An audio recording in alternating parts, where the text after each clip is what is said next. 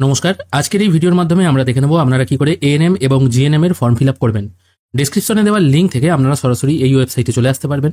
Form fill up শুরু হয়েছে 4/9/2025 এবং এই ফর্ম ফিল আপ চলবে 15/9/2025 পর্যন্ত। পরীক্ষার টেন্টেটিভ ডেট এখানে দেওয়া হয়েছে 19/10/2025-এ। ফর্ম ফিল আপ করার জন্য পেজটির একটু নিচের দিকে এসে online application form submission for ANM and GNM 2025 এই অপশনটায় আপনাদের ক্লিক করতে হবে।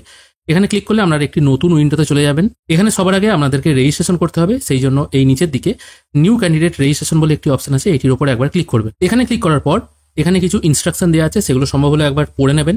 আর এখানে এক্সামিনেশন ফি এর কথা বলা হয়েছে, যেখানে SC ST OBC A OBC B EWS এবং অরফ্যান ক্যান্ডিডেটদের 300 টাকা পেমেন্ট করতে হবে, আর 400 টাকা হচ্ছে বাদবাকি সমস্ত ক্যান্ডিডেটদের 400 টাকা পেমেন্ট করতে হবে। আর ফর্ম ফিল আপ সম্পর্কিত এখানে বিভিন্ন রকম তথ্য দেওয়া আছে, ফর্ম ফিল আপ করার সময়ই আমরা সেগুলো আলোচনা করে নেব।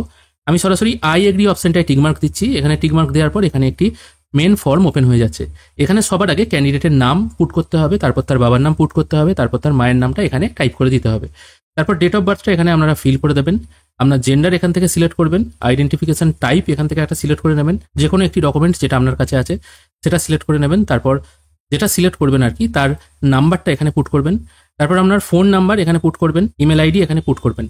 আর এখানে দেখুন নিচে একটা অপশন আছে, বিভিন্ন আপডেট এবং নোটিফিকেশন পেতে আপনাকে এই অপশনটায় টিকমার্ক দিতে হবে। এটা ম্যান্ডেটরি নয়, আপনার যদি ইচ্ছে হয় আপনারা টিকমার্ক দিতে পারেন। একটু নিচের দিকে এসে আপনাকে একটি পাসওয়ার্ড ক্রিয়েট করতে হবে। পাসওয়ার্ড কি টাইপের হবে সেটা স্ক্রিনের উপর দেখতে পাচ্ছেন, ঠিক এই টাইপের পাসওয়ার্ড আপনাকে একটা ক্রিয়েট করে নিতে হবে।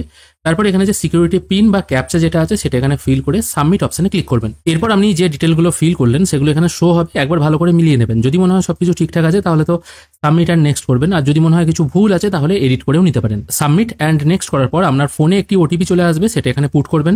যদি ফোনে না আসে ইমেল চেক করে নিতে পারেন। তারপর এখানে ক্যাপচাটি আছে, এটা পুট করে ভেরিফাই অ্যান্ড ফাইনাল সাবমিট করবেন। এরপর আপনার সামনে এই টাইপের একটি ড্যাশবোর্ড চলে আসবে। এবার যারা শুধুমাত্র ফোন নাম্বার বা কিংবা শুধুমাত্র ইমেল আইডির মাধ্যমে ভেরিফাই করবেন, সেক্ষেত্রে তাদের এখানে দুটো অপশন ভেরিফাইড দেখাবে না। কিন্তু যদি আপনারা রেজিস্ট্রেশনের সময় ফোনের ওটিপি এবং ইমেলের ওটিপি দুটো একসঙ্গে পুট করে দেন, সেক্ষেত্রে মোবাইল নাম্বার এবং ইমেল আইডি একসাথেই ভেরিফাইড হয়ে যাবে। সেক্ষেত্রে আপনাকে আলাদা করে আর ভেরিফিকেশন করতে হবে না। এখানে একটি অ্যাপ্লিকেশন নাম্বার জেনারেট হয়েছে। এরপর ফিল অ্যাপ্লিকেশন ফর্ম এই অপশনটায় আপনাকে ক্লিক করতে হবে। এখানে অনেকগুলো অপশন আছে, স্ট্যাটাস দেখাচ্ছে ইনকমপ্লিট, সবগুলো আপনাকে কমপ্লিট করতে হবে। এখানে প্রথমে আছে অ্যাপ্লিকেশন ফর্ম। এখানে ক্যান্ডিডেটের নাম, তার বাবার নাম, মায়ের নাম, এগুলো অটোমেটিক রেজিস্ট্রেশন পেজ থেকে কপি হয়ে চলে আসবে। শুধুমাত্র এখানে ন্যাশনালিটি চুজ করতে হবে। তারপর ডোমিসিয়াল আপনার এটা ওয়েস্ট বেঙ্গলই থাকবে। তারপর চুজ করে নেবেন আপনার রিলিজিয়ান। তারপর এখান থেকে ক্যাটাগরি চুজ করে নেবেন। আপনি অরফ্যান কিনা সেটা এখানে জিজ্ঞেস করা হচ্ছে, এটা ইয়েস নয়ে উত্তর দেবেন। আপনি ফিজিক্যালি হ্যান্ডিক্যাপ কিনা সেটাও ইয়েস নয়ে উত্তর দেবেন। আর আপনি সিভিক ডিফেন্স ভলেন্টিয়ার কিনা এটাও এখান থেকে হ্যাঁ বা নয় উত্তর দেবেন। আমি এখানে সবগুলো নো করে দিয়ে তারপর সেভ অ্যান্ড নেক্সট করবো। বেশির একটু নিচের দিকে এলে এখান থেকে আপনাকে কোর্স সিলেক্ট করতে হবে, আপনি কিসের জন্য অ্যাপ্লাই করতে চান। এখানে বোথ এএনএম জিএনএম আছে, মানে দুটোর জন্যই করতে চান, অথবা এএনএম অথবা জিএনএম যে কোনো একটার জন্য।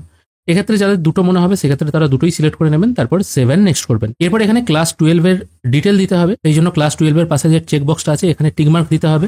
তারপর পাসিং ইয়ারটা এখান থেকে সিলেক্ট করতে হবে। যদি আপনি পাস্ট হয়ে গিয়ে থাকেন সেক্ষেত্রে এখানে আপনার পাসিং ইয়ার কত আছে সেটা দিতে হবে।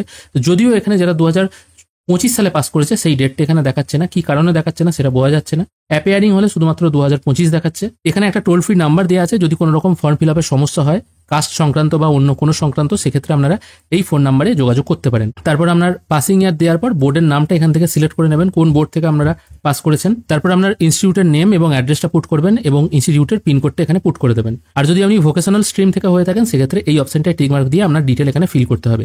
তারপর সেভ অ্যান্ড নেক্সট করবেন। তারপর আপনার এক্সাম সেন্টার চুজ করে নিতে হবে। এখান থেকে প্রথমে স্টেট চুজ করবেন, তারপর আপনার এক্সাম সিটি যেটা আছে বা আপনার পছন্দের সিটি বা আপনার বাড়ির কাছাকাছি যে সিটিটা আছে সেটা এখান থেকে চুজ করে নেবেন। এরকম করে আপনারা 4টে এক্সাম সিটি চুজ করতে পারবেন। এরপর আপনার কন্ট্যাক্ট ডিটেল দিতে হবে, অর্থাৎ আপনার ঠিকানা কোথায় আছে সেটা দিতে হবে। প্রথমে ভিলেজের নাম, তারপর পুলিশ স্টেশনের নাম পুট করবেন, পোস্ট অফিসের নাম দিয়ে দেবেন। তারপর কান্ট্রিটা এখান থেকে সিলেক্ট করবেন, এটা বাই ডিফল্ট ইন্ডিয়াই থাকবে। স্টেট চুজ করবেন, ডিস্ট্রিক্ট চুজ করবেন এবং পিনকোড বসিয়ে দেবেন। যদি করসপন্ডেন্ট অ্যাড্রেস আর পার্মানেন্ট অ্যাড্রেস একই হয়ে থাকে তাহলে এই ঘরে টিকমার্ক দিলে অটোমেটিক সবকিছু কপি হয়ে চলে আসবে। তারপর সেভ অ্যান্ড নেক্সট করবেন। এরপর আপনাকে দুটো জিনিস আপলোড করতে হবে, সেটা হচ্ছে ফটোগ্রাফ এবং সিগনেচার। ফটোগ্রাফ আপলোড করবেন কারেন্ট বা রিসেন্ট ফটোগ্রাফ, সাদা ব্যাকগ্রাউন্ডে 10 থেকে 200 কেবির মধ্যে জেপিইজি ফরম্যাটে। সিগনেচারও হবে 4 থেকে 30 কেবির মধ্যে জেপিইজি ফরম্যাটে। ডকুমেন্ট আপলোড এখানে কমপ্লিট হয়ে গেলে সেভ অ্যান্ড নেক্সট করবেন। এরপর যে ফর্মটা আপনারা ফিল করেছেন সেটা আপনার সামনে শো হবে, একবার ভালো করে সবকিছু ডিটেল মিলিয়ে নেবেন। যদি মনে হয় সবকিছু ঠিকঠাক আছে তাহলে ডিক্লারেশনের ঘরে টিকমার্ক দিয়ে সেভ অ্যান্ড ফাইনাল সাবমিট করবেন। তারপর ইয়েস করে দেবেন। এখানে আপনার সব ঘরগুলো টিকমার্ক চলে এসছে, শুধুমাত্র রেজিস্ট্রেশন ফিটা এখনো পেমেন্ট হয়নি, সেই জন্য এটা ইনকমপ্লিট আসছে। পেমেন্ট করার জন্য পে রেজিস্ট্রেশন ফি এই অপশনটায় ক্লিক করবেন। কাদের ক্ষেত্রে কত টাকা ফি পেমেন্ট করতে হবে সেটা আমি আগেই বলে দিয়েছি। এটা আমি জেনারেল সিলেক্ট করেছিলাম, সেই জন্য 400 টাকা ফি পেমেন্ট করতে হবে দেখাচ্ছে। এখানে অনলাইন পেমেন্টই করতে হবে। আমি অনলাইন পেমেন্ট এই ঘরটায় টিকমার্ক দিয়ে পে ফি অপশনে ক্লিক করব। তারপর এখানে বিভিন্ন পেমেন্ট গেটওয়ে আছে, আমি এখান থেকে SBI চুজ করে নিয়ে প্রসিড ফর পেমেন্ট করব। এরপর QR এর মাধ্যমে বা UPI এর মাধ্যমে পেমেন্ট করার জন্য UPI চুজ করে নেবেন। তারপর UPI QR কোড চুজ করে নিয়ে পে নাও অপশনে ক্লিক করবেন।